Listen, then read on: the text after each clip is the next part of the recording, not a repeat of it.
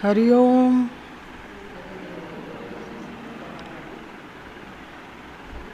અવાજ ના સંભળાય તો પહેલાંથી કહેજો, હા પ્લીઝ.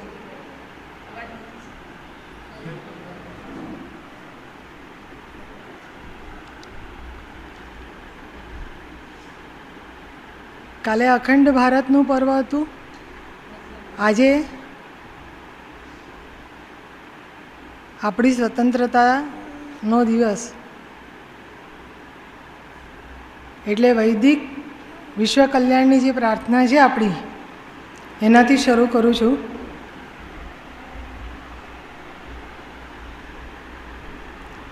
ઓમ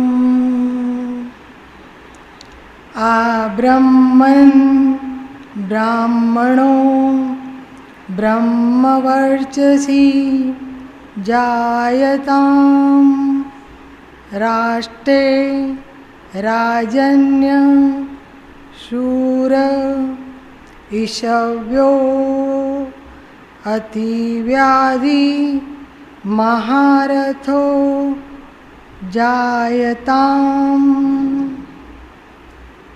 દોગ્દ્રી ધેનુર ઓઢાનડવાનાશુ સપ્તિ પુરંદીર્યોષા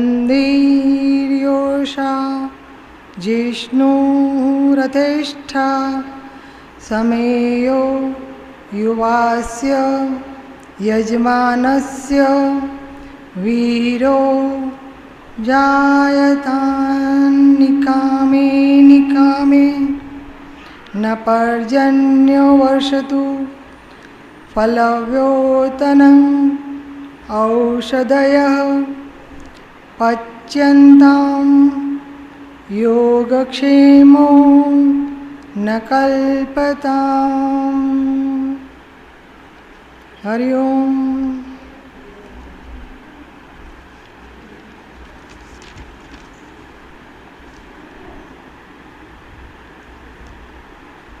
વૈદિક પ્રાર્થનાનો અર્થ છે, બ્રાહ્મણ હો મુજ રાષ્ટ્રના દ્વિજ બ્રહ્મ જ્ઞાનધારી, ક્ષત્રિય હો મહારથી સર્વ અરિદલ વિનાશકારી, ગાયો અમ હો અમૃત સમ સદા દૂધ દેનારી, આધાર રાષ્ટ્રનો નારી જે હો રાષ્ટ્ર ચરિત્રને ઘડનારી, બલવાન યોદ્ધા હો સભ્ય યજમાન હો પુત્ર સમા, ઈચ્છાનુસાર વર્ષો વર્ષાના અમી સર્વ અમ પાપ ધોવા, ફલ ફૂલથી લદાયેલી અમોઘ હો અમવન ઔષધિ હો યોગક્ષેમ વહન કરનારી, સ્વતંત્રતા અમારી. ભારત માતાની જય.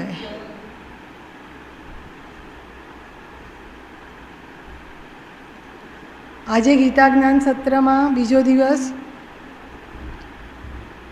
સિદ્ધપુર સિદ્ધક્ષેત્રે સર્વમંગલ ભાવનાથી ઊભા કરાયેલા એક વિશ્વસનીય સરસ્વતી માતાના ખોળામાં બેસી અને શ્રી કૃષ્ણને યાદ કરીએ છીએ. એક શાસ્ત્રમ દેવકી પુત્રમ એક ગીતમ ભગવદ્ ગીતમ એક નંદન દેવ એક મંત્ર શ્રી કૃષ્ણ શરણમ મમ. એક જ કર્મ શ્રી કૃષ્ણની સેવા અને એક જ દર્શન સચરાચરમાં શ્રી કૃષ્ણનું. સાદા શબ્દોમાં આપણે ગાઈએ છીએ, ગોકુળમાં શ્રીનાથજી, યમુનામાં શ્રીનાથજી, નંદનવનની કુંજ ગલીમાં કણકણમાં શ્રીનાથજી. એ જ શ્રીનાથજી કૃષ્ણ હાજર છે, તો કૃષ્ણાર્પણ છે વક્તવ્ય, કૃષ્ણાર્પણ છે શ્રોતવ્ય, કૃષ્ણાર્પણ હિ મમ સર્વકર્મ અને કૃષ્ણાશ્રયે કૃષ્ણના આશ્રયે હો અમ ભાવત્વ. હરિઓમ તત્સત. સાંભળો, અવાજ બરાબર છે? પંચમ વેદ ગણાતું મહાભારત, અને મહાભારતમાં પૂર્વકથા આપણે કાલે યાદ કરી. શ્રી કૃષ્ણએ આપેલી આપણને આ દિવ્ય દ્રષ્ટિ, જેનાથી આપણે ફરી એ સમયને યાદ કરીએ છીએ. કૃષ્ણ ભગવાન આપણી સામે હાજર છે અને બોલી રહ્યા છે. એમની વાણી આપણે સાંભળી રહ્યા છીએ. એ રીતે કૃષ્ણ કૃપાને માથે રાખીને મનથી 2 મિનિટ આંખો બંધ કરીને ધ્યાન કરીએ કે સિદ્ધપુર સિદ્ધ ક્ષેત્રમાં બેઠા બેઠા આપણે હસ્તિનાપુરના રાજમહેલની એ સભા, જ્યાં કૃષ્ણ આવ્યા અને એમણે 5 ગામ માંગ્યા, ના પાડી, એ બધી વાત થઈ. એ પછી યુદ્ધના 10 દિવસ પછી હવે સંજય પાછા આવ્યા છે. ભીષ્મ પિતામહ બાણશૈયા પર છે, અને એટલે એ દુઃખી હૃદયે ભીષ્મના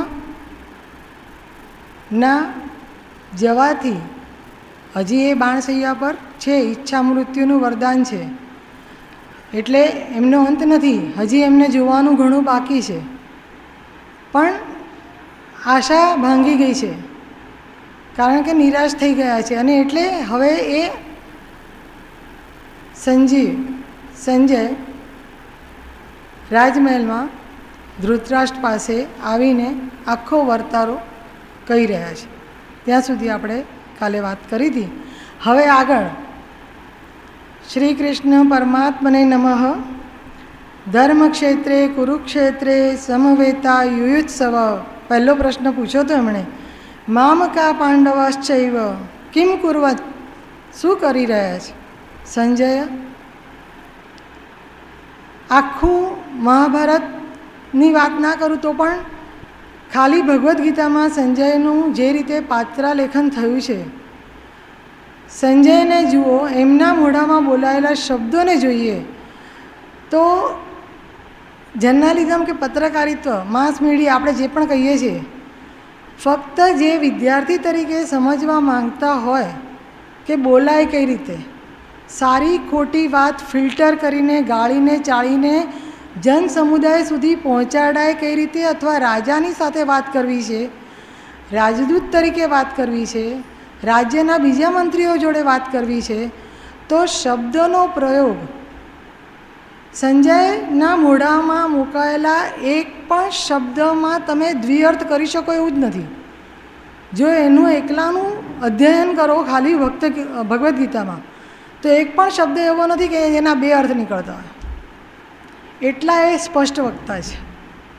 જે કહ્યું છે એ સીધે સીધું, અને છતાં સુગર કોટેડ ક્વિનાઇન જેવું. મસ્કા મારવા માટે નહીં, ચાટુકારિતા નથી. દાસપુત્ર છે, આપણે કાલે વાત કરી હતી, ગવલગણ એમના પિતા, સુતપુત્ર, છતાં ધર્માત્મા છે, ભગવાનને જાણે છે. અને એટલે એમના મોઢામાં જે કંઈ શબ્દો મુકાયા છે એ શબ્દો અધ્યયન કરવા જેવા છે.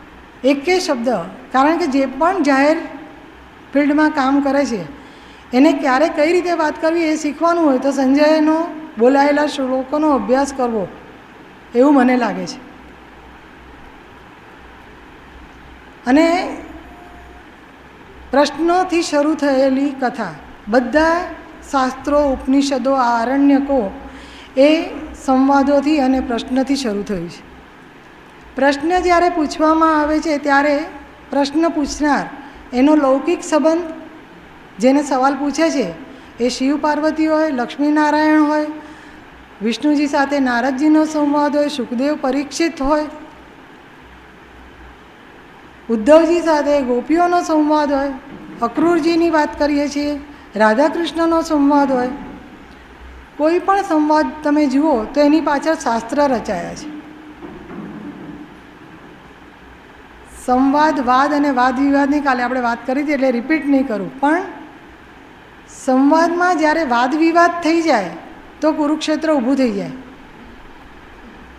એટલે સંવાદ કેમ કરવો એ બહુ અગત્યનું છે. અને એટલે સંવાદ સમજવો હોય અને પછી સમન્વય સાધવો હોય ખરેખર તો આ સંવાદો સમજવાના છે.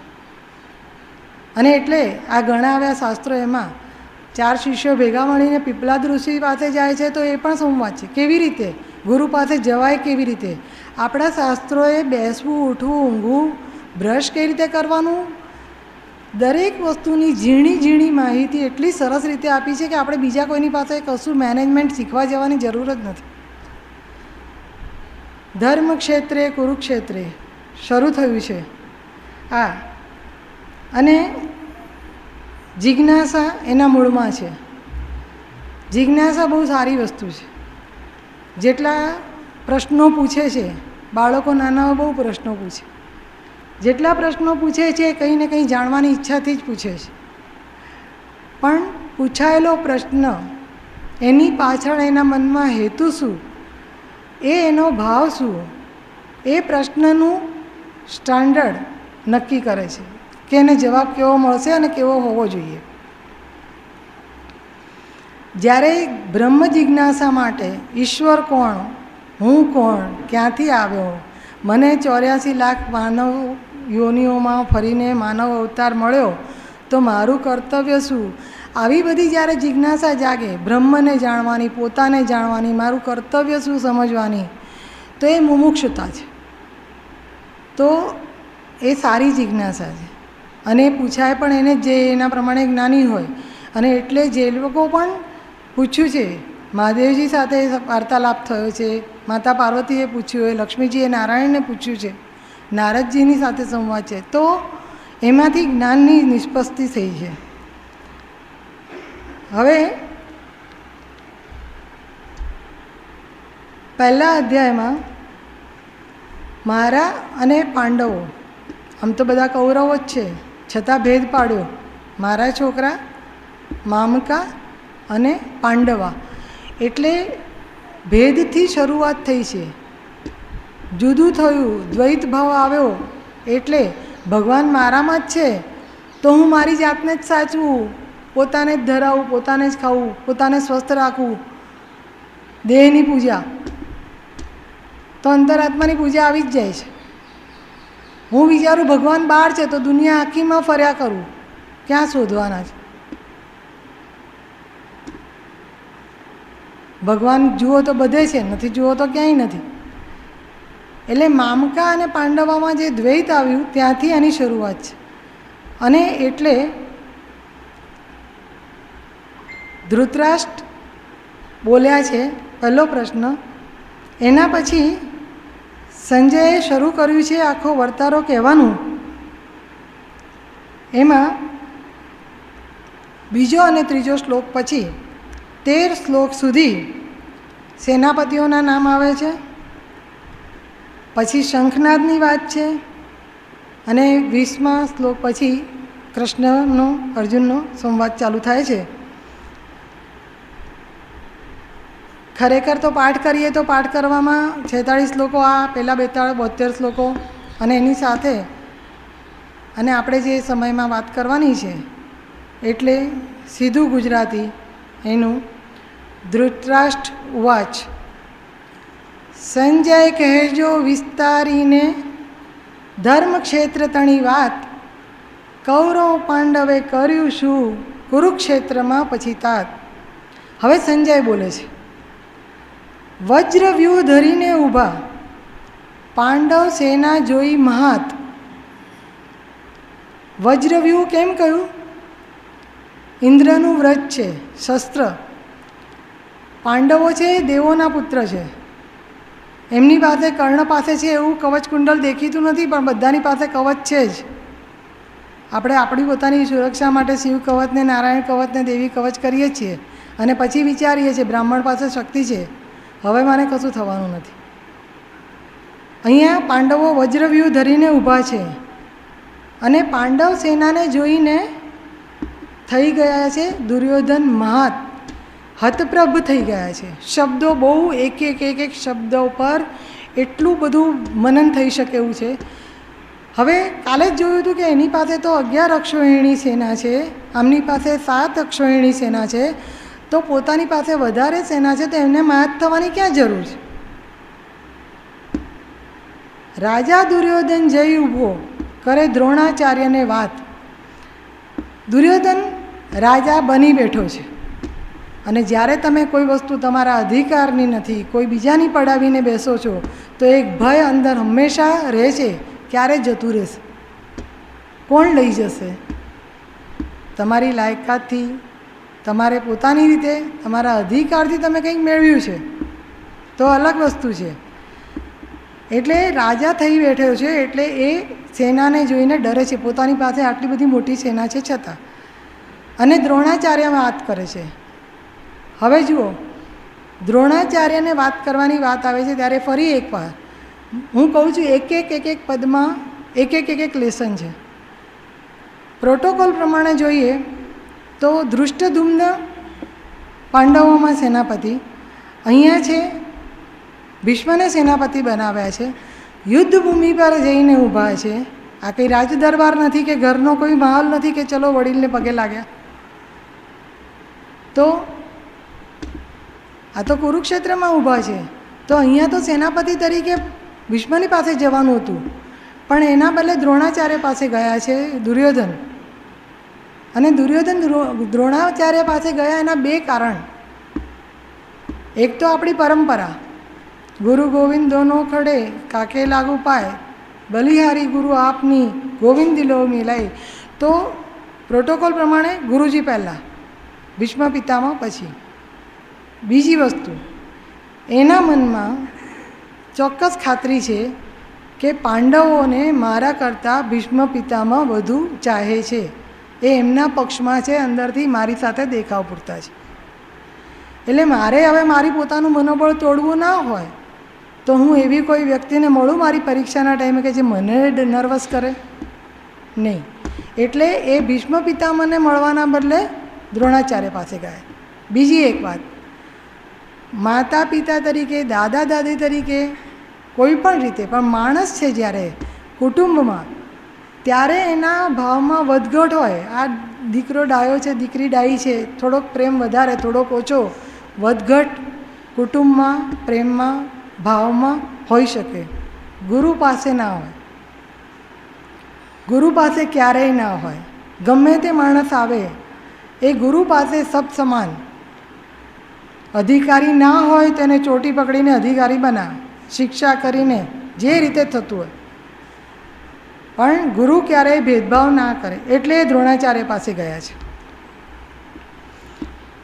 દ્રોણાચાર્ય પાસે ગયા તો ખરા, પણ પ્રકૃતિ, સ્વભાવ જે છે પોતાનો, બોલવાનું જ્યારે ચાલે ત્યારે કઈ રીતે વાત કરે છે જુઓ. હવે જ્યારે વ્યક્તિ કોઈ પણ ગમે તેવા સરસ અપ ટુ ડેટ તૈયાર થઈને આવે, પણ બોલે એટલે એની કિંમત.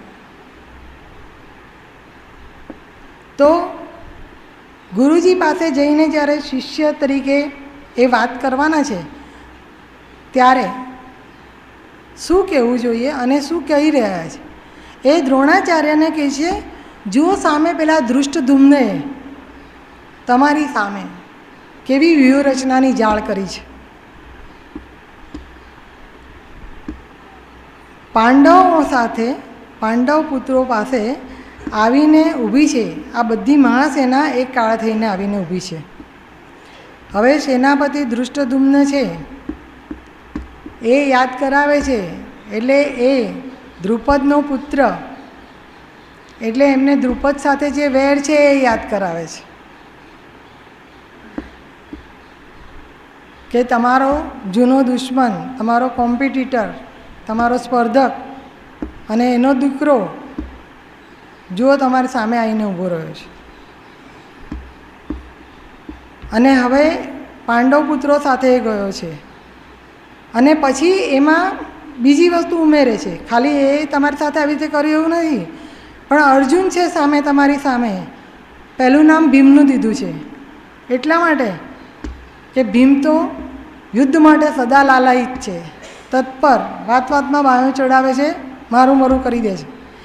એટલે એમની ઉગ્રતા, રુદ્ર અવતાર છે એટલે એમની જે ઉગ્રતા છે, યુદ્ધ છે, એટલે ભીમનું નામ પહેલું લખ્યું ગીતાકારે. અને પછી અર્જુનને માટે કહ્યું કે તમે અર્જુનનો જે શિષ્ય છે ને યુયુધાન, એ જુઓ, એ એના ગુરુના પડખે ઊભો છે. અને તમારો શિષ્ય કોઈને પ્રેરણા આપવી હોય તો સજેશન પોઝિટિવ રીતે કરવાના, નેગેટિવ રીતે કરવાના. હવે ફરી દ્રુપદનું નામ દે છે. ભાવ કેવો છે મનમાં, આપણે જે બોલીએ છીએ, જે રીતે વાતની રજૂઆત કરીએ છીએ, એનાથી સામેના માણસો સમજે કે તમે કયા અર્થમાં શું કહેવા માંગો છો. પછી કહે છે દ્રુપદ મહારથી સવાર, રાજા વિરાટ, અને પછી એના પછી વધારે તો 1 વર્ષ આખા ગુપ્તવાસમાં એમને સહારો આપ્યો. એ રાજા વિરાટનું નામ લઈને કહ્યું છે, રાજા વિરાટ લઈ ધનુષ મોટા. એ લોકોની પાસે ધનુષ મોટા છે, એમની પાસે નાના છે ના, પણ એ બધા દૈવી શક્તિથી મંત્રિત થયેલા, અભિમંત્રિત થયેલા, પાવરફુલ છે. અને અહીંયા દ્વેષ, રાગ અને શત્રુની હીન ભાવનાથી પોસાયેલું અસ્ત્ર શસ્ત્ર દળ છે, ફરક છે, અને એટલે એ ડરે છે.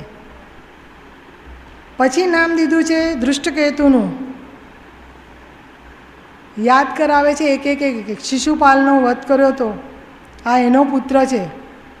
પોતાના પિતાને માર્યા હોય એના પક્ષમાં કોઈ જઈને બેસે, એ જુઓ ત્યાં બેઠો છે. આખી યાદવ સેનામાંથી આપણી સાથે બધા આવ્યા, નારાયણી સેના, પણ એમાં પેલો ચેકિતાન એ ત્યાં જઈને બેઠો છે. પછી કાશીરાજની વાત કરે છે, તમને વફાદાર નથી, એ ભલે પરાક્રમી હજાય. પછી કુંતીના 2 ભાઈઓના નામ દીધા છે, પુરુજીત કુંતી ભોજ અને નર શ્રેષ્ઠ શૈબ્ય મહાન, એ યાદ કરાયું છે. યુધામન્યુ વીર ઉત્તમોજા. પછી દ્રૌપદીના 5 પુત્રો, સુભદ્રાના પુત્ર અભિમન્યુનો ખાસ ઉલ્લેખ કર્યો છે, કેમ કે એને નથી ખબર પણ અભિમન્યુથી ડરે છે. એની પાસે જે કોઠા જ્ઞાન ગર્ભથી એને મળેલું છે એ વાર્તા બધાને વિદિત છે, બધા જાણે છે, અને એટલે એ મહારથી બધા હાજર છે. હવે યુદ્ધ નીતિ એવું કહે છે કે તમે લડવા જાઓ તો તમને સામેનાનું બળ ખબર હોવી જોઈએ, અને એટલે એણે પહેલાં સામેનાનું બળ ગણાવ્યું. હવે પોતાના પક્ષની રક્ષા માટે કરવાની વાત છે તો બ્રહ્મશ્રેષ્ઠ એમને સંબોધન કરે છે. જુઓ, એવું નથી, આપણા પક્ષે પણ મુખ્ય યોદ્ધાઓ ઘણા બધા છે, એમના પ્રત્યે ધ્યાન દો. હવે હું આપણી સેનાનું બળ ગણાવું તમને, અને એમાં શરૂ કર્યું છે પહેલું દ્રોણાચાર્ય આપ, ગુરુદેવ. પછી બીજું નામ દીધું છે ભીષ્મ પિતામહનું. પછી કૃપાચાર્ય, કર્ણ, અશ્વસ્થામા, ભૂરિશ્રવા, સોમદત્તના પુત્ર જે છે એ, અને ધર્માત્મા વિકર્ણ. દ્રોણાચાર્યએ બધાને શીખવ્યું છે એટલે ગુરુ 99 વિદ્યા શીખવાડે, એક તો પોતાની પાસે રાખે જ શિષ્ય સામો થાય તો. એટલે દ્રોણાચાર્યનું કોઈ પહોંચવાનું નથી, એ દૃષ્ટિએ દ્રોણાચાર્ય. ભીષ્મ પિતામહને ઈચ્છા મૃત્યુનું વરદાન છે.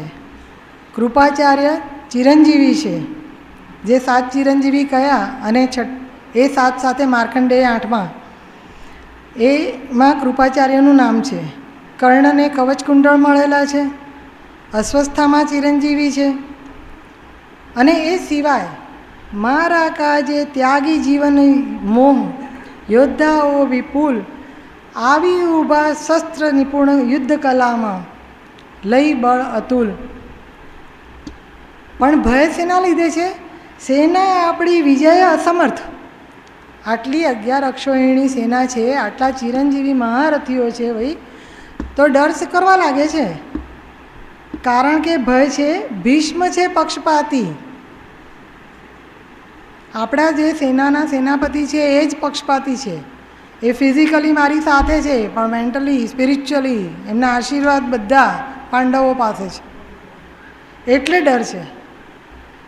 અને પાંડવ સેનામાં બીજું શું છે કે ભીષ્મ યુદ્ધ કરવા જ નહોતા માંગતા, એ જીતાડવા જ નથી માંગતા દુર્યોધનને, તો આપણે કેવી રીતે જીતવાના છે, ભય છે. બીજી બાજુ પાંડવ સેનામાં જે ભીમ છે એ તો વિજય અભિલાષી છે. પછી ભીષ્મને સારું લગાડવા માટે એના બધા મહારથીઓને કહે છે કે હવે તમે ભીષ્મ પિતામહને કવચ બનાવી દેજો, એમની પાસે કોર્ડન કરી દો આખું, અને એમનું ધ્યાન રાખજો. એટલે જ્યારે દ્રોણાચાર્યને આટલું કહ્યું પણ ગુરુ મૌન રાખ્યું છે. દ્રોણાચાર્ય કશું બોલ્યા નથી, કોઈ રિએક્શન નહીં આપ્યું એમણે. એટલે મનમાં એને થયું કે એણે જે ઉપસાવવાનો પ્રયત્ન કર્યો ગુરુને બધાના નામ દઈને, એ કંઈ ફાવ્યું નહીં. એટલે નિરાશ થઈને ભીષ્મ પિતામહ પાસે આવ્યા છે. ભીષ્મ પિતામહ હવે એને ખુશ કરવા માટે સિંહની જેમ ગરજ્યા છે.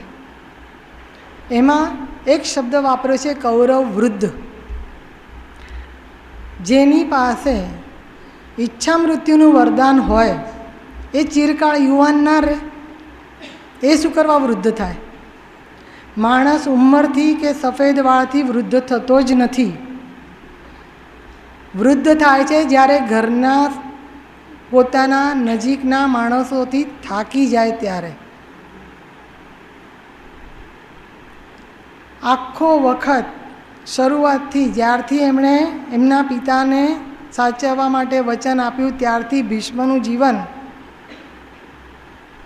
એ એમની પ્રતિજ્ઞા, એ એમના માટે અગ્નિ પરીક્ષારૂપ હંમેશા પળે પળે સાબિત થઈ છે.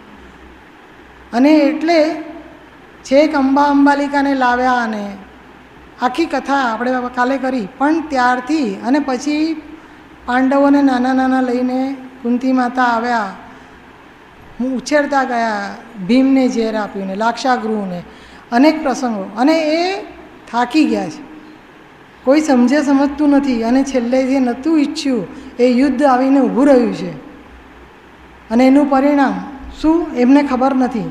છતાં જવાબદારી લીધી છે, હસ્તિનાપુરને સાચવવાનું છે, સેનાપતિ થયા છે, એટલે એમણે શંખનાદ કર્યો.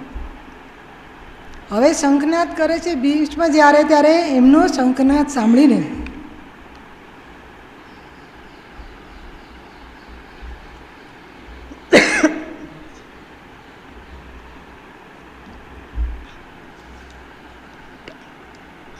ગ્લાસ લાવવાનો હતો.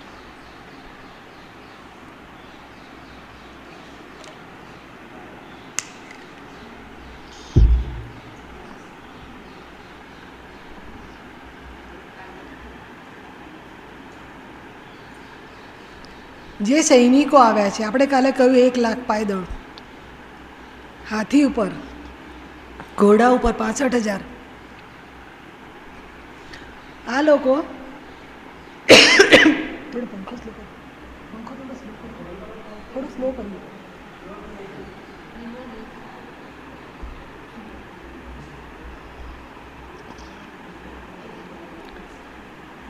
ભીષ્મનો શંખનાદ સાંભળ્યો એટલે પેલું લશ્કર, એ લશ્કરને એનામાં જુસ્સો આવ્યો. એ બધાને દુર્યોધન ઉપર કોઈને ભરોસો નથી, યુદ્ધ કરવા આવ્યા છે. ભીષ્મ પિતામહ છે એટલે નિશ્ચિંત છે. એટલે સાથે ભીષ્મના શંખની પાછળ જેની પાસે જે છે એ શંખ ભેરી મૃદંગ વાજા નરસિંગા ગાજ્યા, પણ શબ્દ વાપર્યો છે ઉદ્દંડ.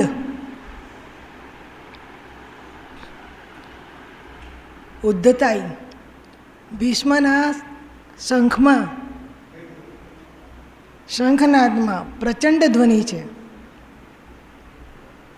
અને જે એની પાછળ બધા એ વાજા વગાડ્યા, નરસિંગા વગાડ્યા, એમાં ઉદ્દંડતા છે. અને હવે એની સામે એક બાજુથી શંખનાદ થયો એટલે હવે બીજી બાજુથી શંખનાદ થવાનો છે. તો બીજી બાજુથી શંખનાદ કાયદેસર કોને કરવાનો છે? ધૃષ્ટદ્યુમ્ન સેનાપતિ છે. પણ અર્જુન છે એણે ભગવાનના હાથમાં રથ સોંપી દીધો છે. એટલે શરણાગતિનો ભાવ છે. અર્જુને પોતાના હથિયાર હેઠા મૂકી દીધા છે અને ભગવાનને પોતાના રથની લગામ આપી દીધી છે. એટલે શ્રી કૃષ્ણ પોતે શંખ વગાડે છે. તત્પશ્ચાત શ્વેત અશ્વારૂઢ રથે લક્ષ્મીપતિ શ્રી કૃષ્ણ એમણે શંખ વગાડ્યો. કેમ? તો જહાં નાથ રખ દોગે જહાં નાથ રખ લોગે વहीं मैं रहूँगा जहाँ ले चलोगे वहीं मैं चलूँगा. આ એમણે શરૂઆતમાં કહ્યું અર્જુને. હવે જુઓ, માણસ છે, નર અને નારાયણ ફરક. એણે પહેલાં તો એવું જ કહ્યું કે તમે મારો રથ સંભાળી લો, સુકાન લઈ લો હાથમાં, અને તમે કહો એમ કરીશ, તમે લઈ જશો એમ હું આવીશ. કૃષ્ણ ભગવાનની પાછળ એમણે પણ રથ પોતે દિવ્ય શંખ વગાડ્યો. પછી એમના કૃષ્ણના પંચજન્ય શંખ, પછી બધાના શંખની વાત છે, અલગ અલગ નામ. બધાએ શંખ જે ભેગા કર્યા છે એના પછી અર્જુનના પછી ભીમનો, પછી યુધિષ્ઠિરનો, અને યુધિષ્ઠિરના શંખનું નામ છે અનંત વિજય શંખ. ધર્મનો જ સદા જાય છે. અને એટલે કુંતીપુત્ર યુધિષ્ઠિરને શંખ વગાડ્યો છે. પછી નકુલ, સહદેવ અને મણિપુષ્પક. એના પછી કાશીરાજ ને બધાનું, દ્રુપદના શંખ, દ્રૌપદીના 5 પુત્રો, અભિમન્યુ, એ બધાનું.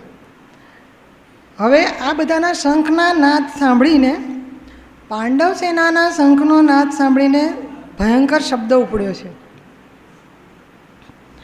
અને એના પડઘા જે ગગનમાં અને ધરામાં ગયા, એના લીધે કૌરવોના હૃદય સ્તબ્ધ થઈ ગયા છે. શસ્ત્ર ઉઠાવીને જ્યાં યુદ્ધની તૈયારી કરી એ વખતે અર્જુનને કહે છે, હવે અર્જુન કહે છે ભગવાનને કે હે કૃષ્ણ મુરારી, હવે મારો રથ તમે બંને સેનાની વચ્ચે લઈ જાઓ. જુઓ તમે કેટલી વારમાં પલટી. દુર્યોધનની આખી સેના આ શંખનાદ સાંભળીને સ્તબ્ધ થઈ ગઈ છે, ડરી ગઈ છે.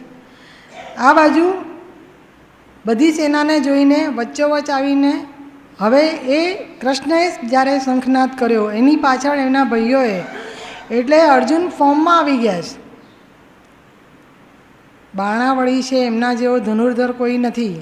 અને એટલે એ હુંકારો તો છે જ અંદર. ઘટમાં ઘોડા થનગને છે. ભગવાનને આજ્ઞા કરે છે મારો રથ, પહેલાં કીધું જ્યાં લે ચલોગે વહીં ચલુંગા, અને હવે કહે છે મારો રથ 2 સેનાઓની વચ્ચે લઈને મૂકો, ઊભો રાખો. ભગવાનને ઇન્સ્ટ્રક્શન આપે છે. આપણે કહીએ છીએ આવું નથી કરતો તું આવું કર, આવું નથી કરતો તું આવું કર.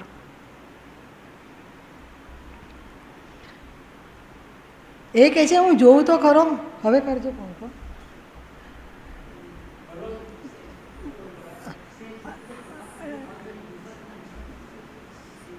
જ્યાં સુધી મારી સામે કોણ કોણ લડવા આવ્યા છે, આ બધા ભેગા થઈને 11 અક્ષોહિણી સેના ભેગી થઈ છે. હું જોઉં તો ખરો કે કોણ મારી સામે લડવા આવ્યું છે. કેમ કે એ અભિમાન બોલે છે કે મને કોઈ ધનુર્વિદ્યામાં હરાવી શકે એવું નથી, ગુરુએ આશીર્વાદ આપ્યા છે. એટલે આ દુષ્ટ બુદ્ધિ દુર્યોધનને સપોર્ટ કરવા, અધર્મને સપોર્ટ કરવા માટે કોણ કોણ આવ્યું છે એ મારે જોવું છે. અને હવે સંજયની વાત ચાલુ થાય છે. ધૃતરાષ્ટ્રને સંભળાવે છે, હે ભરતવંશી રાજા, સાંભળીને વાત. અર્જુન માટે શબ્દ વાપર્યો છે નિંદ્રા વિજયી અર્જુન.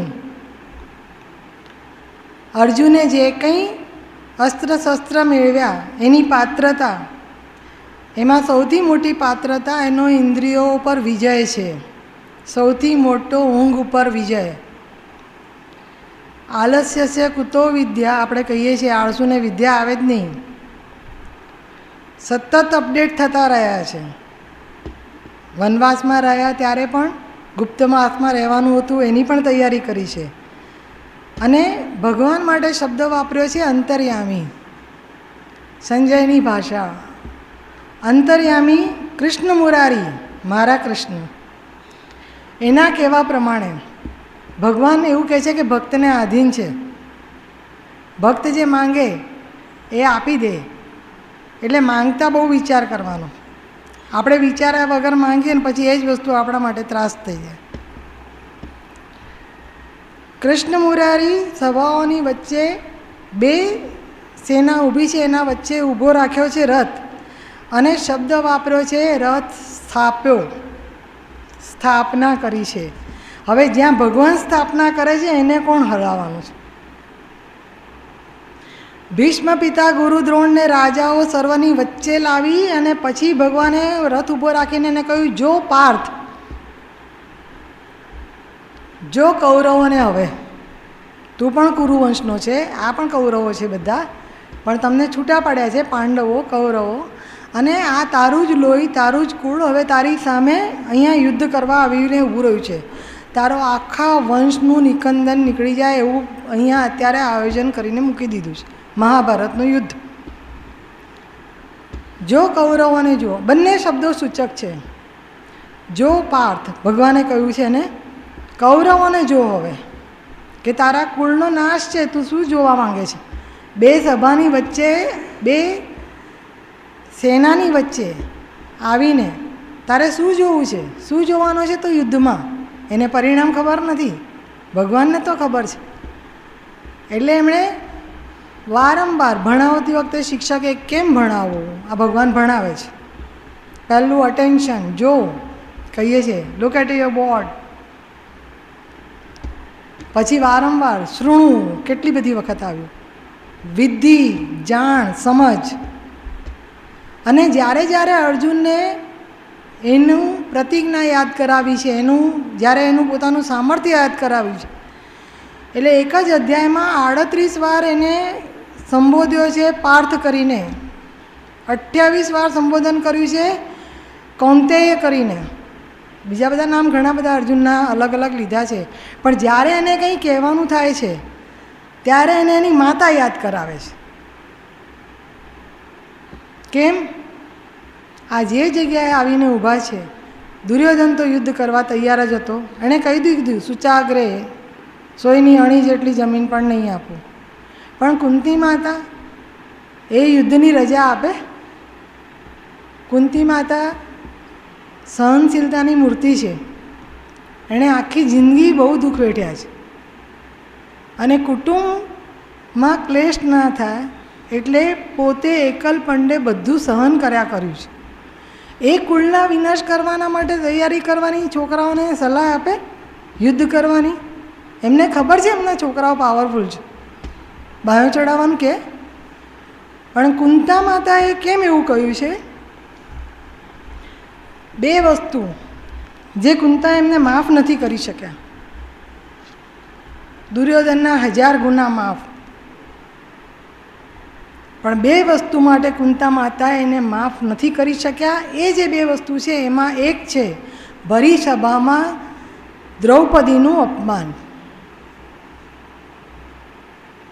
જે પોતે સ્ત્રી છે અને સ્ત્રીનું ભરી સભામાં, આપણે વાત કરી હતી કાલે, આખા હિન્દુસ્તાનની રાજધાની હોય એવી રીતે હસ્તિનાપુર, અને એની રાજસભામાં ધૃતરાષ્ટ્ર બેઠા હોય એની સાથે રાજા થઈને, પાટા આંખે એમણે બાંધ્યા છે, પણ ભીષ્મ છે, કૃપાચાર્ય છે, બધા છે. અને એ બધાની સામે જે દ્રૌપદીનું અપમાન કર્યું છે એ ભૂલી નથી શક્યા. એ માફ નથી કરી શક્યા. બીજી વસ્તુ જે માફ નથી કરી શક્યા એ સંધિ પ્રસ્તાવ લઈને જ્યારે કૃષ્ણ ગયા છે ત્યારે કૃષ્ણ ભગવાનને બાંધવાની ચેષ્ટા કરી છે. એને થાય છે કે આ હાથે કરીને ભીષ્મ તો જાણે છે, વિદુરજી જાણે છે કૃષ્ણને, કોઈ આને કહેતું કેમ નથી? આ શું કરે છે દુર્યોધન અને શું કરાવે છે દુશાસન પાસે? આ ભગવાનને બાંધવા જાય છે મારા લીધે, મારા ભગવાનને દુઃખ પડ્યું. અને એ બે વસ્તુ એ ક્યારેય માફ નથી કરી શક્યા. એટલે એમણે જ્યારે કૃષ્ણ એમને પાછા આવ્યા અને એમણે કહ્યું કે હવે યુદ્ધની તૈયારી કરવાની છે, ત્યારે કુંતા માતા તો ધૃતરાષ્ટ્રને એ લોકોની પાસે મહેલમાં જ રહ્યા છે, એમની સાથે જ રહ્યા છે. એટલે કૃષ્ણ ભગવાનની સાથે એમણે સંદેશો કેવડાવ્યો છે ભીમ અને અર્જુનને સંબોધીને, બાકીના ત્રણનું નામ નથી દીધું. પેલા બે નાના છે એ તો ફોલો કરવાના છે, અને યુધિષ્ઠિર છે ધર્માત્મા, એ કોઈ દિવસ યુદ્ધની વાત સ્વીકારવાના જ નથી. પણ ભીમ યુદ્ધ માટે કાયમ તૈયાર છે અને પ્રતિજ્ઞા કરીને બેઠા છે. અને એ જ રીતે અર્જુન પણ બદલો લેવા તૈયાર છે.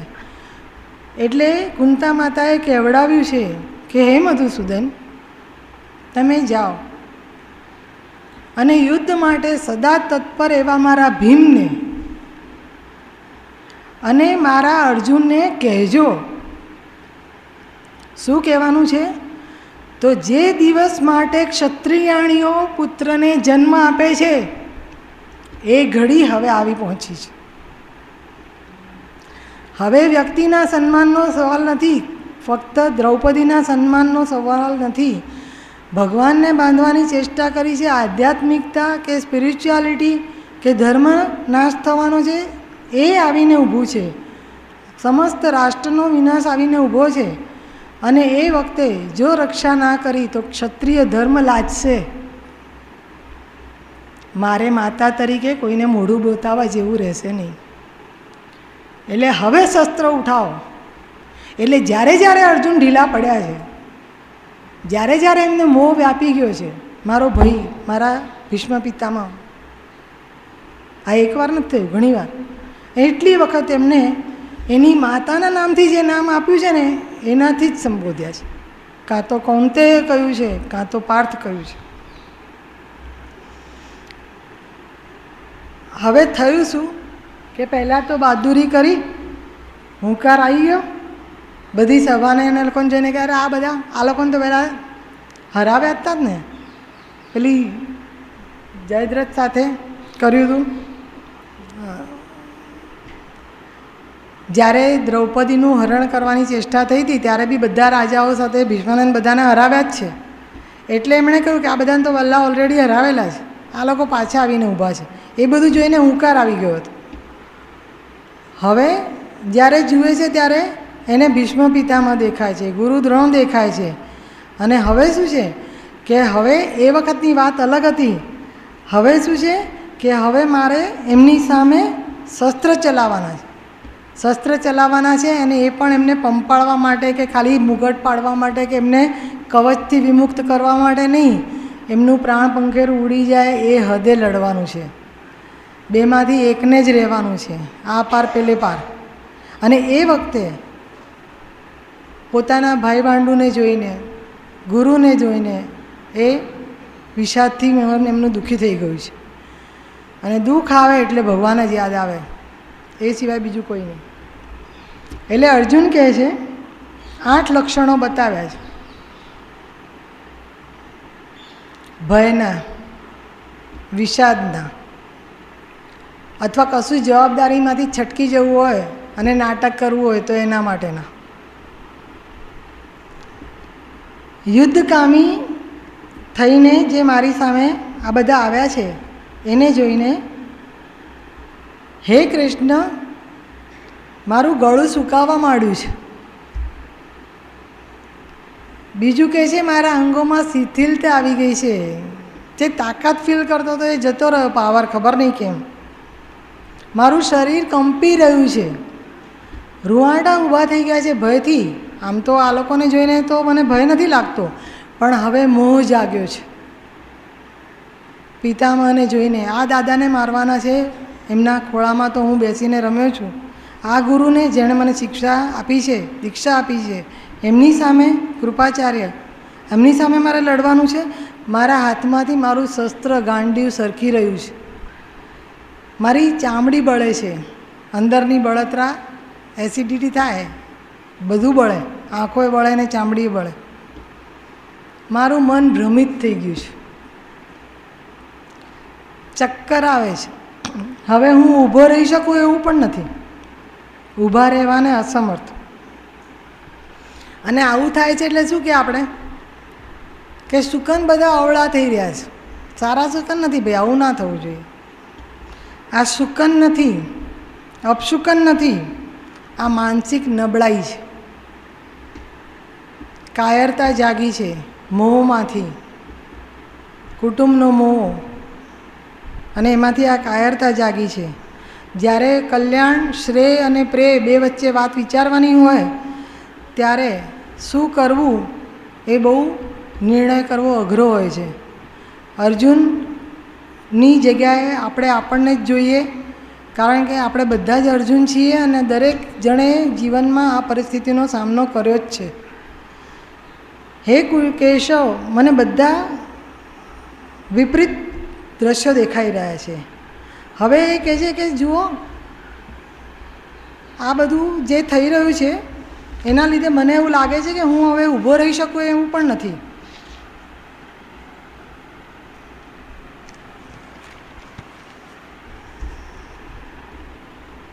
ચિંતા થવા લાગી છે. અને એ ચિંતામાં એમણે કહ્યું છે, નાકાંક્ષે વિજયમ કૃષ્ણ ન ચ રાજ્યમ સુખાની ચ. આ લોકોને મારીને મારે કશું નથી જોઈતું. એ રાજ્ય લઈને મારે શું કરવાનું, જેમાં મારી સાથે કોઈ ખુશ થનાર જ નથી. કશું પણ છોકરાઓ સ્કૂલમાંથી, કોલેજમાંથી ઇનામ પુરસ્કાર લઈને આવે તો દોડતા દોડતા પહેલાં મમ્મી પપ્પા, દાદા દાદી પાસે જાય કે જુઓ મને એવોર્ડ મળ્યો, જુઓ મને સર્ટિફિકેટ મળ્યું, જુઓ મને મેડલ મળ્યું. આ તો હવે મારી સિદ્ધિથી હું સફળ પણ થઉં તો મારી જોઈને ખુશ કોણ થશે? જે મને જોઈને ખુશ થાય એ લોકો તો મારી સામે મરવા માટે ઊભા રહે તૈયાર થઈને. ન કાંક્ષે વિજયમ કૃષ્ણ ન ચ રાજ્ય સુખાની ચ. કિમ નો રાજ્યેન ગોવિંદ કિમ ભોગે જીવિતેન વા. શું કરીશું આ બધા ભોગ ભોગીને? જ્યારે મારી સાથે નવી સાડી લાવ્યા હોય તો 4 જણ જોઈને વખાણે નહીં ત્યાં સુધી સંતોષ ના થાય. લાયા છે એના માટે, લોકોને બતાવવા તો લાયા. તો સફળતા, અસફળતા, અસફળતામાં માણસ મોઢું છુપાવે, પણ સફળ થયા હોય ત્યારે એ ઈચ્છે કે પોતાના મારી પાસે હોય. આ તો જેના માટે રાજ્ય ભોગની શીખની ઈચ્છા હું કરું છું એ જ મારી સામે જીવનનો મોહ ત્યાગીને આવીને ઊભા રહ્યા છે. ગુરુ, પિતા, પુત્ર, દાદા, મામા, સસરા, શાળા, ત્રિલોકનું રાજ્ય મળે ને તોય હું એને ના આણું એવું કહે છે. ન કાંક્ષે વિજયમ કૃષ્ણ. મારે વિજય જોઈતો જ નથી. જો એક બાજુ દુર્યોધન આટલી જમીન આપવા તૈયાર નથી, અને આ કહે છે ફક્ત પૃથ્વી કાજી, ખાલી ધન માટે. આ બધા સગા સંબંધીઓને તો હું જીવથી વધારે ચાહું છું, હું ના હણું, હું એને હણીશ નહીં. હે જનાર્દન, એને કહે છે તમે તો બધાના મનની વાતો જાણો છો. કૌરવોને મારીને શું મારું મન પ્રસન્ન થશે? તમને લાગે છે મારા ભાઈઓને મારીને લોહીથી ખરવાયેલા રાજ્ય સિંહાસન ઉપર અમે પાંડવો બેસી શકીશું? આતતાઈ છે આ લોકો, મને ખબર છે આતતાઈ છે, પણ એમને હણવાથી પોતાના છે. શું અમને પાપ નહીં લાગે? હવે ભગવાનની આગળ પાપ પુણ્યની વાત કરે છે, દલીલો કરે. આટલે સુધી લાઈન તો મૂકી દીધું બધું. આતતાઈ કોને કહેવાય? કોઈનું નુકસાન કરવા માટે આગ લગાડે એ આતતાઈ. કોઈને મારી નાખવા માટે ઝેર આપીને મારી નાખવાનો પ્રયત્ન કરે, ફૂડ પોઈઝન થઈ જાય, ખાવાની વસ્તુમાં ભેળવે, બાણથી મારે, પણ ઝેરનો પ્રયોગ કરે એ આતતાઈ. શસ્ત્ર લઈને સામે ઊભો થઈ જાય મારવા માટે એ આતતાઈ. ધન હરે આતતાઈ. જમીન પડાવી લે, ખોટી સહીઓ કરાવીને, કાગળિયા કરાવીને, મારામારી કરીને, ગમે તે રીતે આતતાઈ. અને પર સ્ત્રી પર કુદ્રષ્ટિ કરીને એનું હરણ કરે એ આતતાઈ. આ બધી વસ્તુ કરી ચૂક્યા. લાક્ષાગૃહમાં આગ લગાડી હતી, ભીમને વિષ આપ્યું હતું. શસ્ત્ર લઈને તો મળ્યા ત્યારથી પહેલી મુલાકાતથી જ લડવાનું તો ચાલુ જ છે એમનું. જુગટું રમ્યા હતા, ધન હરી લીધું હતું, જમીન લઈ લીધી હતી, ભાગ આપવાના બદલે ખાંડવ પ્રસ્થ મોકલી દીધા હતા. અને પોતાનાથી ના થયું તો બીજાની પાસે દ્રૌપદીનું હરણ કરાવવાનો પ્રયત્ન કર્યો. જેમ દુશાસનને કહ્યું ભરી સભામાં દ્રૌપદીને લાવવાનું, એવી રીતે. એટલે આ બધા આતતાઈ જ છે, એકબીજાને સપોર્ટ કરવાવાળા. એ લોકોને મારી નાખવા જોઈએ, બરાબર તમારી વાત. પણ હું માણસ થઈને માણસને મારું તો મને પાપ નહીં લાગે? હે માધવ, તેથી નિજ બંધુ સંબંધીઓને મારવા યોગ્ય નથી, ભગવાનને કહે છે. અમને કેવી રીતે સુખ મળશે? દુર્યોધન લોભમાં, વિવેકમાં વિચાર શૂન્ય થઈ ગયો છે. એટલે આ બધી વસ્તુ દુર્યોધન ના સમજે, બરાબર. કુળનો નાશ થશે. હવે બધું જ્ઞાન થઈ રહ્યું છે કે આ યુદ્ધ થશે, પછી કદાચ ગમે તે પરિણામ આવે, પણ મારું કુળ તો નાશ પામશે જ. અને મિત્રદ્રોહ, હવે આ બધા દોષને કૌરવો તો માનતા નથી, પણ મારા માટે તો મુશ્કેલી થઈ જશે ને. હું કેવી રીતે કરું? તો દુર્યોધન શું સમજીએ છીએ? એ પણ બલરામજીના શિષ્ય છે. દુર્યોધનને ધર્મનું જ્ઞાન નથી? ધૃતરાષ્ટ્રને ધર્મનું જ્ઞાન નથી? દુર્યોધને કહ્યું છે જાનામિ ધર્મમ, પણ શું કરવું? પાઠ કરવા બેસું, બગાસા આવે છે, થતું નથી. જાનામિ અધર્મમ, મને ખબર છે કે આ ખોટું કરી રહ્યો છે, પણ મારા મનને વશ કરી નથી શકતો, રોકી નથી શકતો. આગળ આવશે બધી વાત, સત્વ રજસ તમસ, એ વૃત્તિઓ બધી જોર મારે છે. શું કરું? હું કંટ્રોલ નથી કરી શકતો. પણ હે જનાર્દન, કુળનો નાશ કરીને દોષિત થવું ના જોઈએ, એટલું તો અમને ખબર પડે છે. તો પછી હવે આવું પાપકર્મ અમે શું કરવા કરીએ? અને પછી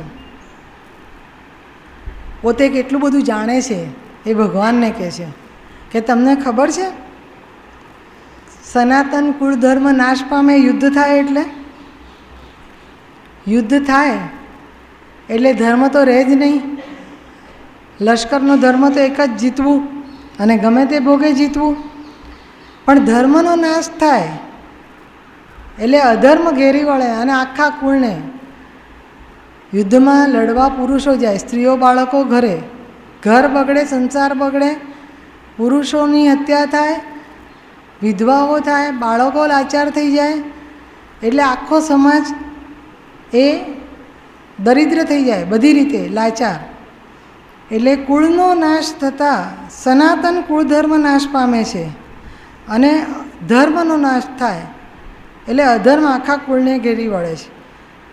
હવે હિન્દુ ધર્મની સંસ્કૃતિ પ્રમાણે આપણે 16 સંસ્કારની વાત કરીએ, ગર્ભાધાનથી માંડીને મરણ પછીના સંસ્કારો આપણે કરીએ છીએ. અને આપણે જ્યારે યુદ્ધમાં કે આવા પ્રસંગોએ જ્યારે સામૂહિક હત્યા થાય છે યુદ્ધમાં, ત્યારે શું થાય છે કે અધર્મનો તો વ્યાપી જાય.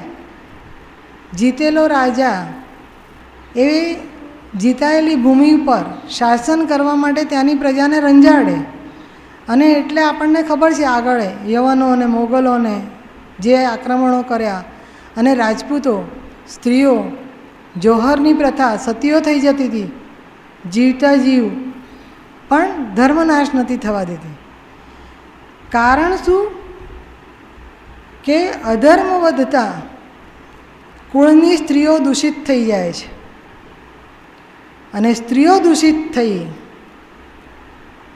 પુરુષ અને પ્રકૃતિની વાત આવે છે જેમ જેમ આગળ આગળ એમ આખી સંરચનાનો ભાર જે આપ્યો છે સ્ત્રીને, એટલે વારંવાર સ્ત્રીને એવું થાય કે મારા માટે જ કેમ આ બધું કહ્યું શાસ્ત્રકારોએ, પુરુષોએ લખ્યું એટલે ના ભાઈ, એટલા માટે નહીં, પણ બાળકના જન્મ આપીને એને ઉછેરીને સંસ્કાર આપવાથી માંડીને તૈયાર કરવાની જવાબદારી ભગવાને સોંપી છે. એટલે સ્ત્રીઓ દૂષિત થતાં વર્ણશંકર પ્રજા ઉત્પન્ન થાય છે. હવે વર્ણશંકર પ્રજા કોઈ શબ્દ મારે સમજાવવાની જરૂર નથી. અત્યારે ફેશન થઈ ગઈ ઇન્ટરકાસ્ટ મેરેજની અને કશું બોલવાનું નથી. છતાં શાસ્ત્રકારે કહ્યું છે, કયો ધર્મ પાળે પેદા થયેલી નવી પ્રજા? માતાનો કે પિતાનો કે મિશ્ર નવો જ? બેમાંથી એકેને ના ગાંઠે ત્રીજો. તમે ક્યાં તમારા મા બાપને ગાંઠ્યા તો હું ગાંઠું?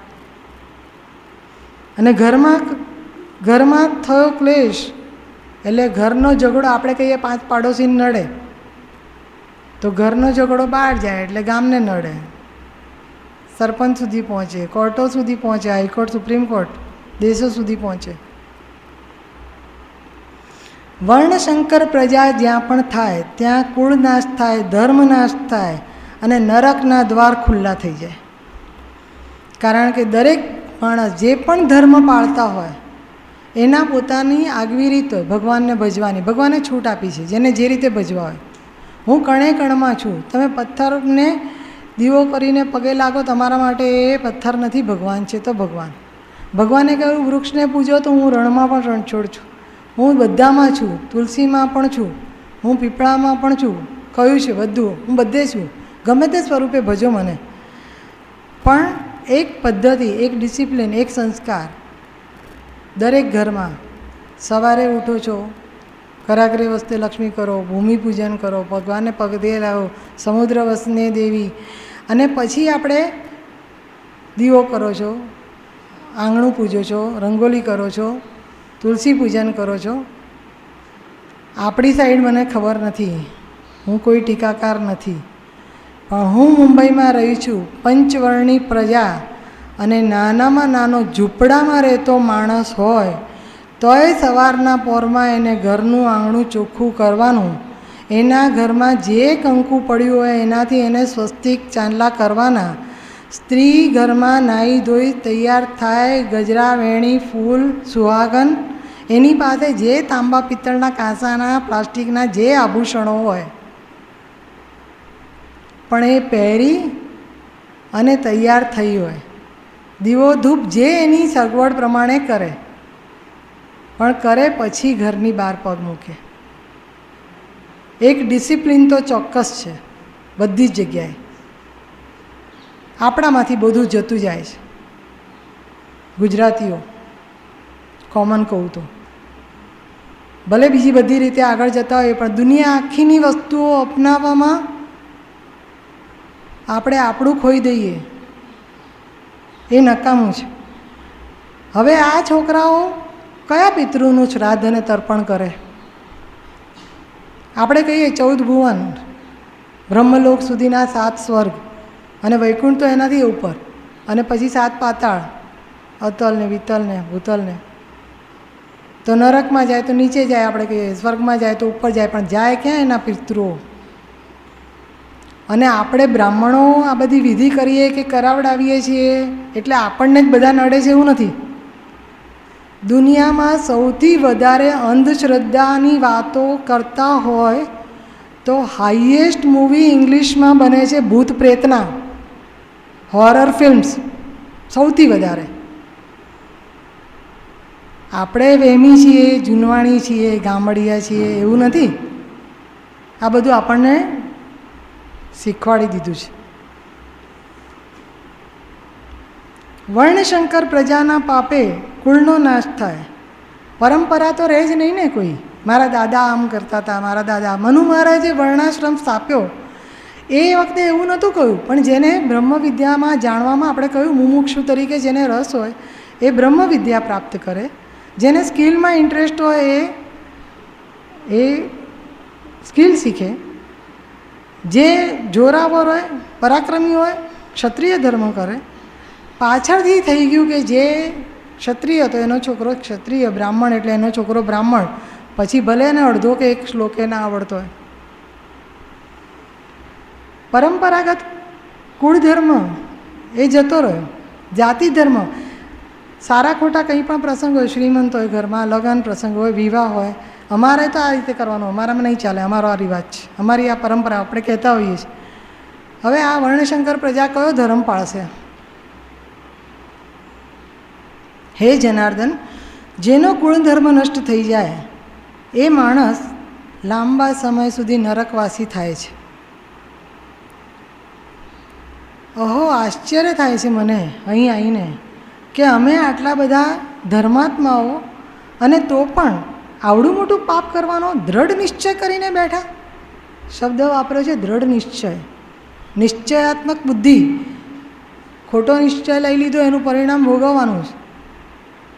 અને રાજ્ય અને સુખની લાલસામાં સ્વજનોને મારવા તૈયાર થઈને બેઠા. જો કૌરવો હોય શસ્ત્ર વગરના તો પણ હું એને ના મારું. મને એવું સમજે કે હું કાયર છું એવું જાણે, હું શસ્ત્ર મૂકી દઉં છું. ગાંડી સરતી એમણે કહ્યું, ગાંડી મારા હાથમાંથી સરી રહ્યું છે, મારે નથી ઉઠાવવું. તો મારે રણભૂમિમાં એ લોકો ભલે મને મારી નાખે, મારે કોઈ પ્રતિકાર કરવો નથી. કેમ કે હું એમને ના મારું એમાં જ અમારું હિત છે. હવે જુઓ તમે, આવું કહે છે એટલે વચ્ચે સંજય બોલ્યા છે કે આવું કહી અને અર્જુને બાણ સહિત ગાંડીવ નીચે મૂકી દીધું છે. શોકગ્રસ્ત થઈ ગયા છે, મનથી હારી ગયા છે. લડવાનું હોય તો જોશ પૂરેપૂરું જોઈએ. મનસા વાચા કર્મણા, 3 શબ્દો, મન, વચન અને કર્મ, 3ના માટે 3 શબ્દોનો પ્રયોગ. સંજયની ભાષા 3 શબ્દનો પ્રયોગ. એમણે કહ્યું શોકગ્રસ્ત એટલે એનું મન ભાંગી ગયું છે, મનથી તૈયાર નથી, કેવી રીતે યુદ્ધ કરશે? મનસા ભાંગી પડ્યા.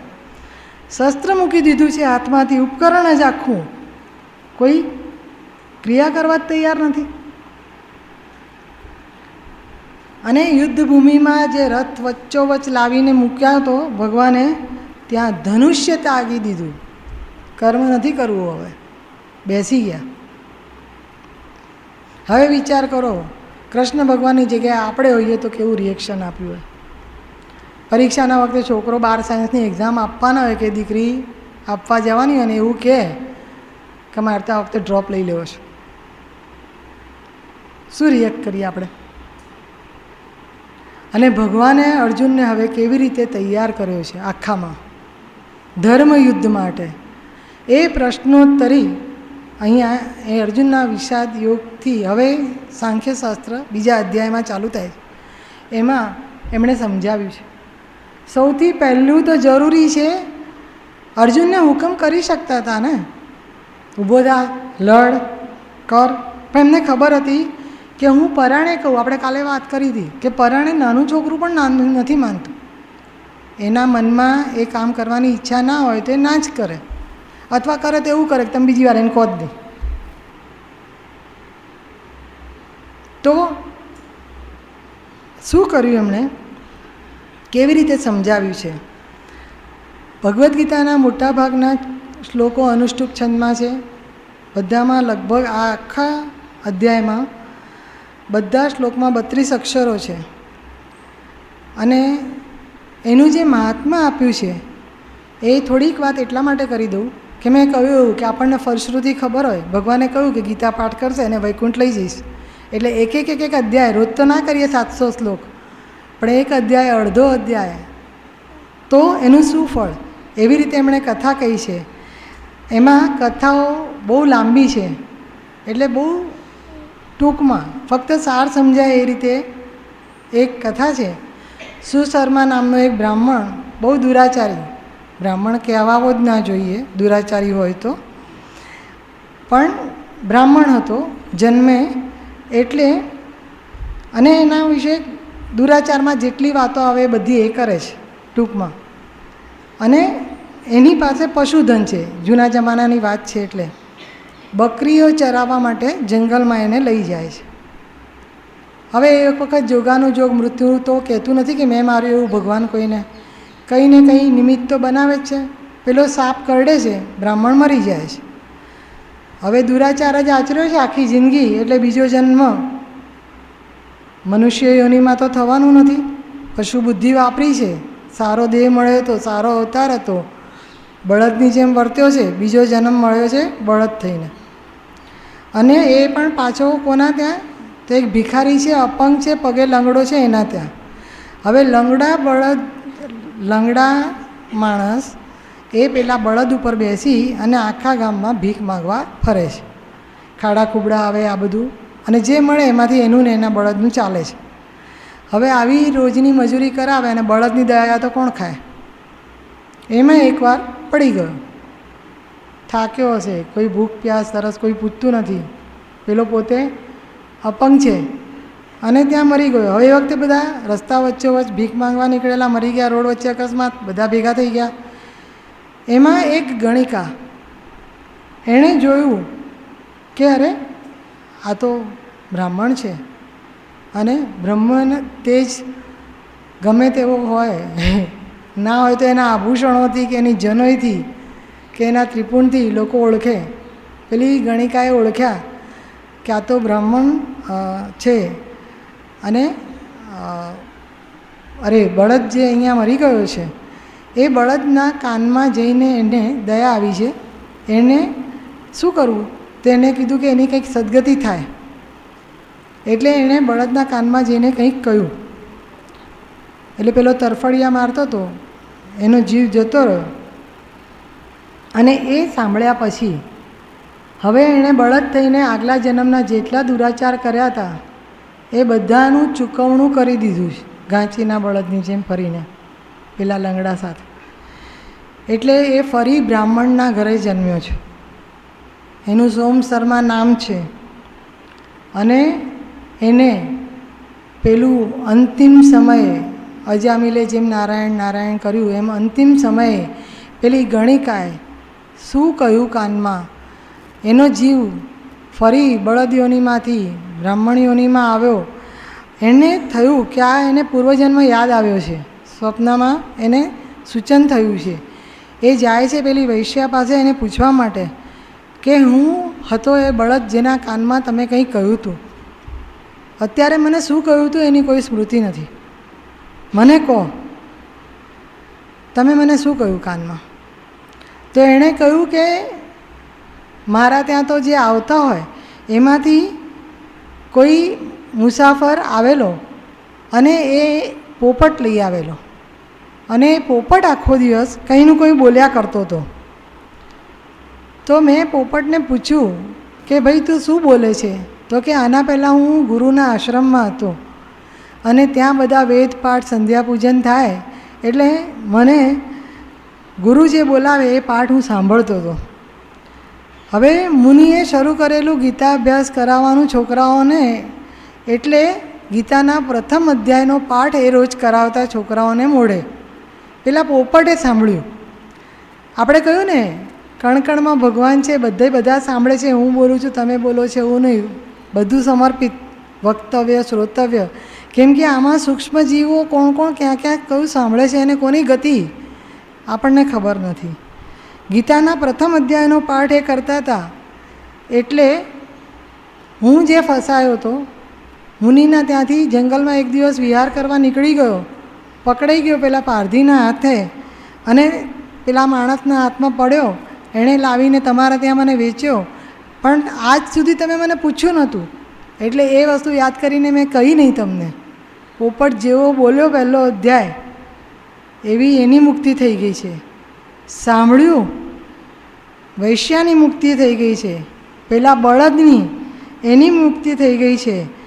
અને પછી બ્રાહ્મણ અવતારે ફરી જે સોમશર્મા નામે ફરી આવ્યા હતા એનો મોક્ષ થઈ ગયો છે, વૈકુંઠમાં ગયા છે, એવું આ પાઠનું મહાત્મ્ય કહે છે.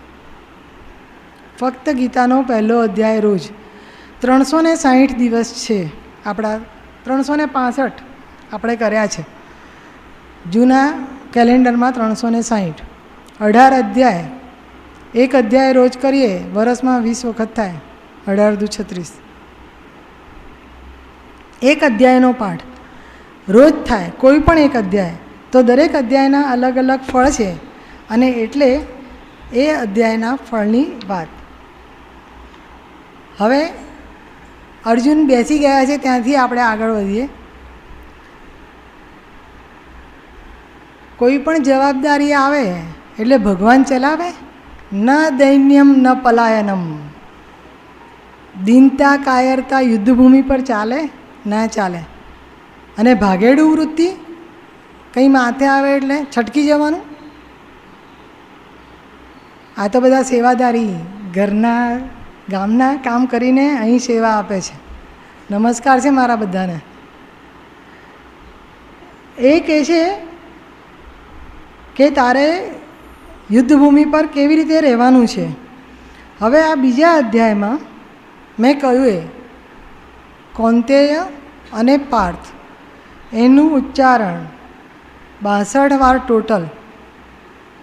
એના 72 શ્લોકમાં 62 વાર એમને યાદ કરાવી છે, એમની માતાનું નામ દઈને કે ઊભો થા, તારી માનું ધાવણ લાગશે, ઊભો થા. ક્ષત્રિયાણી ડૂબી મરશે, કોઈને મોઢું બતાવવાને લાયક નહીં રહે, ઊભો થા. સંજય કહે છે, આમ કાયરતાથી થઈ વિષાદગ્રસ્ત અશ્રુભીની આંખે અર્જુન, આંખમાં આંસુ આવી ગયા એટલે આગળનું કોઈ દ્રશ્ય દેખાતું નથી. ઝાંખપ આંખમાં નથી આવી, મોતિયો કે, પણ આંખમાં આંસુ છે એટલે દેખાતું નથી. અને શુદ્ધ થઈ ગયું છે. 8 લક્ષણો આપણને આગળ કયા? નિર્બળતાના, કાયરતાના, પલાયનતાના. ચામડી બળે છે, આંખો બળે છે, મન ભ્રમિત થયું છે, ચક્કર આવે છે. એટલે કહે છે કે મને કશું સૂઝતું નથી ભગવાન, શું કરું?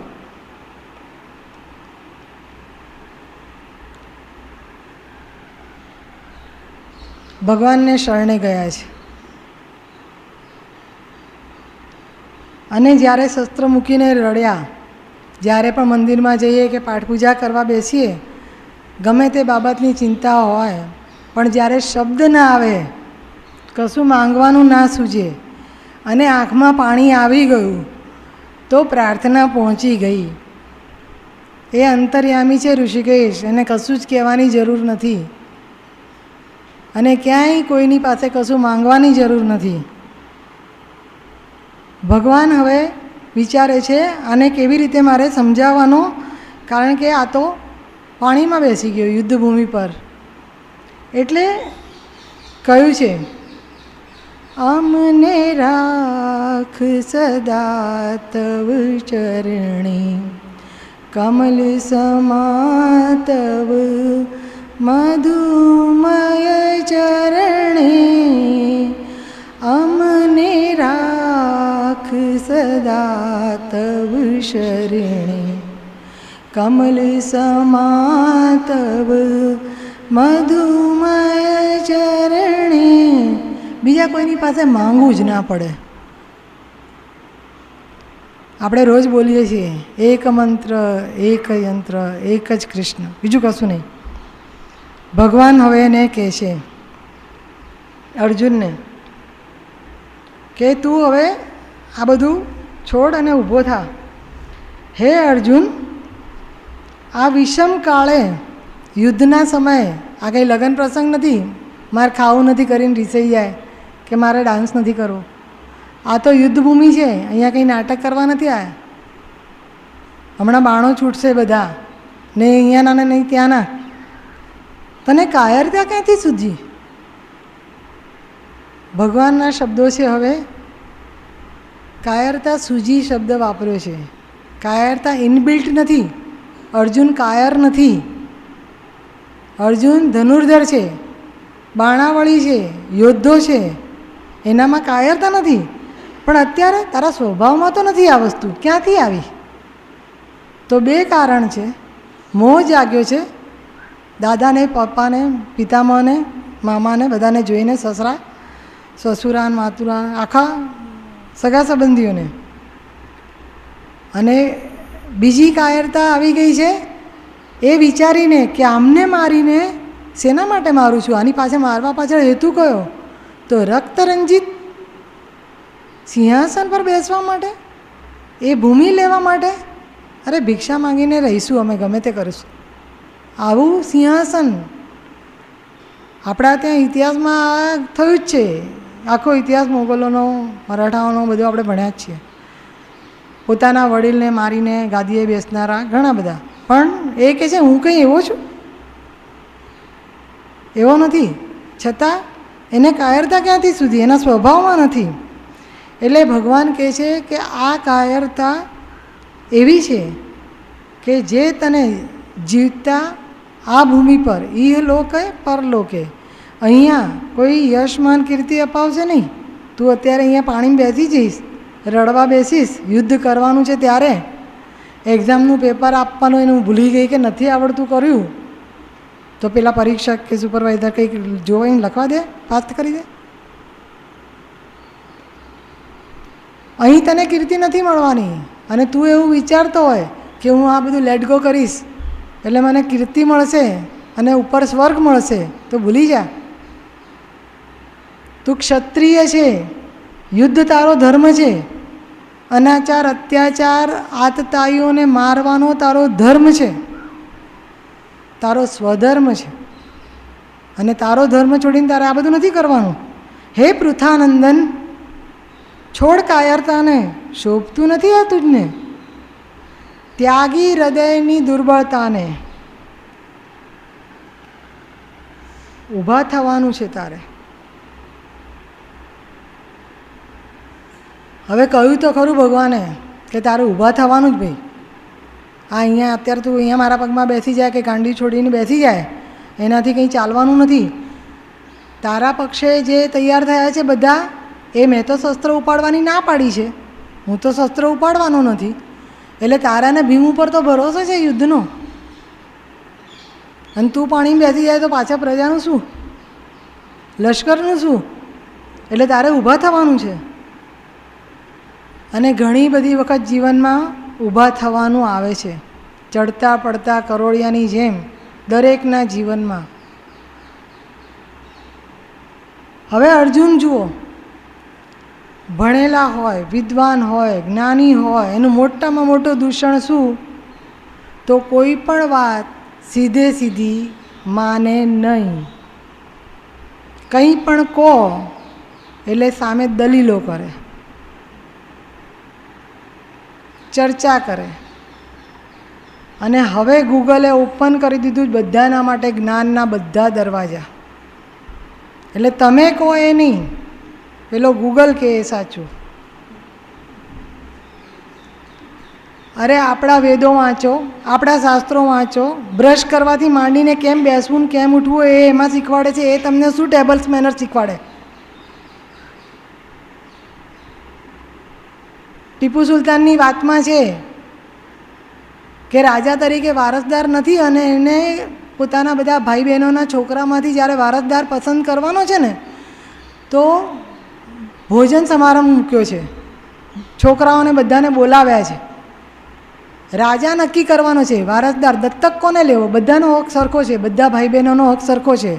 રાજાને સંતાન નથી, હવે એને લેવાનો છે દત્તક. કોને લેવાનો? રાજ્ય તો કંઈ ગમે તેને અપાય નહીં ને, એ કંઈ સોનું ચાંદી નથી વેચી દેવાય. અને એ વખતે જમવા આવે છે, એના પરથી આ ટીપુ સુલતાન જેની વાત કરીએ છીએ એનું એ ટેસ્ટમાં પાસ થયો છે અને એ સુલતાન બન્યો છે. તો એને કહે છે કે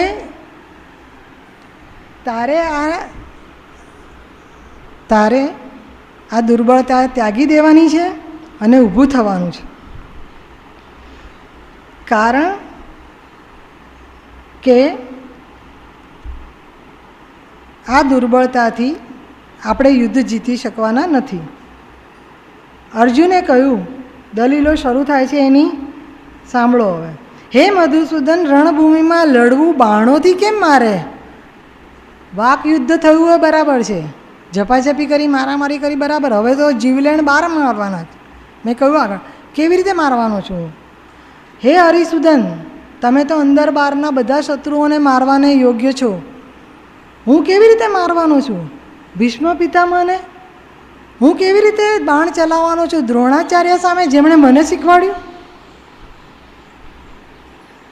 એ બંને તો મારા માટે પૂજનીય છે, પૂજવા યોગ્ય. મારે ગુરુજનને મારું અને ગુરુ હત્યાનું પાપ માથે લઉં એના કરતાં તો ભિક્ષા માંગીને પૃથ્વી પર ભ્રમણ કરતો કરતો ખાઉં તો એ વાંધો નહીં.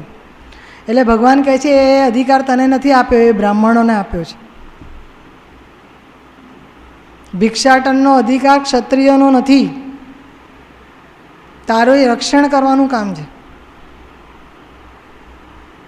મહાનુભાવોને મારીને રક્તરંજિત ધન ભોગવવું શાને મારે? હવે આ વાત કરી ડાપણની, પણ એની પાછળ કારણ શું છે કે મનમાં દ્વંદ ઊભો થયો છે, to do or not to do, કરું કે ના કરું, કરું તો શું કરું? શ્રેષ્ઠ કર્મ મારા માટે કયું? અને બંને વસ્તુ સરખી લાગતી હોય ત્યારે આપણા બધાના જ જીવનમાં આ ડાયલેમાં જેને કહીએ છીએ ધર્મ સંકટ, એ ઘણી વખત, એક વખત નહીં વારંવાર આવતું હોય છે. અને એ જ વખતે પરીક્ષા થાય છે, માણસ કયો નિર્ણય લે છે એના પર, એના સંસ્કારોની, એના ઘડતરની, એના ચણતરની. નથી જાણતો યુદ્ધ કરવું કે ના કરવું, પહેલો પ્રશ્ન શરૂ થાય છે. પહેલો યુદ્ધ કરવું કે ના કરવું. પછી બીજો પ્રશ્ન આવે છે, અચ્છા કરું છું તો પણ, કે નથી કરતો તો પણ મારા માટે અપકીર્તિ ના ફેલાવી જોઈએ, કોઈ એવું ના કહેવું જોઈએ કે અર્જુને આવું કર્યું. તો શ્રેષ્ઠ કર્મ કયું? બીજો પ્રશ્ન. પહેલો પ્રશ્ન છે યુદ્ધ કરવું કે ના કરવું. યુદ્ધભૂમિ પર આવીને છેક મીંઢળ બાંધીને પેલી પીઠી ચોળીને તૈયાર થાય ત્યારે કે ઘોડે ચડું કે ના ચડું, એ પૂછે છે યુદ્ધ કરું કે ના કરું. પછી કહે છે અચ્છા શ્રેષ્ઠ શું સારું? પછી કહે છે હવે આ જુઓ, એને ખબર છે ભગવાન મારા મિત્ર છે એટલે ઇનડાયરેક્ટલી ડાયરેક્ટલી થોડીક લાગવગ લગાડીએ, ખબર પડી જાય, ક્વેશ્ચન પેપર ફૂટી જાય તો બહુ સારું. એટલે કહે છે ખબર નથી ને હું જીતું કે તે જીતે, કોણ જીતશે? એ અધ્યાહાર રાખ્યું છે, પણ પૂછ્યું છે હું જીતું કે તે જીતે. પણ એમને મારીને હું જીવવા નથી માંગતો, એ વાત સાચી. જે કૌરવ ઊભા છે એ મારા કુળના જ છે, એટલે એમને મારીને હું જીવવા માંગતો નથી. અને શરણાગતિ સ્વીકારી છે ફરી કૃષ્ણના ચરણોમાં, શિષ્યત્વામ પ્રપન્નમાં મામ સાધી, મને શિક્ષા આપો, મને જ્ઞાન આપો. પોતાની નિર્બળતાનો સ્વીકાર કર્યો છે. આપણે ભગવાન પાસે કોઈ દિવસ એવું નથી કહેતા કે મારામાં આટલી વીકનેસ છે, મને બહાદુર બનાવી શીખવાડ. આપણે તો એવું કહે મેં આટલી મહેનત કરી તો એ આટલા જ માર્ક આવે. આપણને જ ખબર આપણે શું કર્યું. ચોપડા લઈને બેઠા પછી આપણે શું કરીએ છીએ એ આપણે આપણો ઈશ્વર જ જાણતો હોય. સ્વભાવે કાયર, મારો સ્વભાવ, હું માણસ છું, ડરપોક છું, બહાદુરી દેખાડું, ચપ્પનની છાતી કાઢીને ચાલવાનું નાટક કરું, બૈરા છોકરાઓ બધાની સામે બહાર, મિત્રો સામે બળાઈઓ, પણ ખરેખર આવે યુદ્ધભૂમિ પર જવાનું ત્યારે કોણ કેટલું બહાદુર એ દેખાય. પોતાની નિર્બળતાનો સ્વીકાર કર્યો છે. શારીરિક ક્ષમતામાં માણસ ઈશ્વર કરતાં કેટલો બધો નબળો છે, પંગુ છે, એ સ્વીકાર્યું છે. આપણે કહીએ છીએ ઈશ્વરમાં શક્તિ છે, મુખમ કરોતિ વાચાલમ પંગુમ લંઘયતે ગિરિમ યત કૃપાતમહં વંદે પરમાનંદમ માધવમ. શરણાગતિ સ્વીકારી ભગવાન પાસે અને કહ્યું કે મને શિષ્ય બનાવી દો, સાદી માં મને જ્ઞાન આપો, મને સમજણ જ નથી પડતી, મારી બુદ્ધિ કુંઠિત થઈ ગઈ છે, હવે મને જ્ઞાન આપો. કારણ કે પહેલાં શું કરવું એ ખબર પડે તો કંઈ કરું ને. પહેલી વસ્તુ તો એ છે કે મને સમજણ જ નથી. નાનું બાળક છે એ ગેસ ચાલુ હોય, મીણબત્તી દીવો ચાલુ હોય તો તરત અડવા જાય છે. કેમ? એને જ્ઞાન નથી. એકવાર દાજે બીજી વાર અડે? તમે જોડે લઈ જાઓ તો ચીસાચીસ કરે. જ્ઞાન નથી એટલે ગમે તેવું આંધળિયું કરે માણસ. મને ખબર છે કે રસ્તામાં બિલાડી આડી જાય તો આપણામાં અપશુકન કહેવાય. તો બિલાડી આડી જશે તો મારા મનમાં ધ્રાસકો પડશે. એ હા, હવે એક જણને આગળ જવા દે, પછી જો ઊભા રહો થોડી વાર. પણ મને ખબર જ નથી, મને એ વસ્તુની ખબર જ નથી. પાઠ કરવા બેસું, આસન લઈને બેસું, આમ કરું તો આ કરું, કોઈ કર્મકાંડ, કોઈ વિધિ વિધાન, કોઈ પરંપરા ના દાદી પાસેથી ના નાની પાસેથી કોઈની પાસેથી શીખ્યા, કશી જ ખબર નથી. તો શરૂઆત તો જાણવાથી થાય. પહેલાં જાણીએ, પછી માનવાનું છે કે દાદીજીએ કહ્યું, દાદાજીએ કહ્યું, નાની માએ કહ્યું છે, ગુરુએ કહ્યું છે, એટલે કરવાનું છે, માનવાનું. પહેલાં જાણીએ છીએ, પછી માનવાનું છે, સ્વીકારવાનું છે. અને કરશે કોણ? જેણે હૃદયથી સ્વીકાર્યું હશે એ જ. જેને માતા પિતા પ્રત્યે, ગુરુ પ્રત્યે, નાના નાનીજી, દાદા દાદી, કોઈ પણ વડીલ XYZ એના પ્રત્યે થોડોક પણ આદર હશે તો એની વાત કદાચ સમજવા પ્રયત્ન કરશે, સ્વીકારશે. કરવા ઈચ્છે ને ના કરી શકે જુદી વાત છે, પણ સ્વીકારી તો લે કે ના આ કરવું જોઈએ મારે.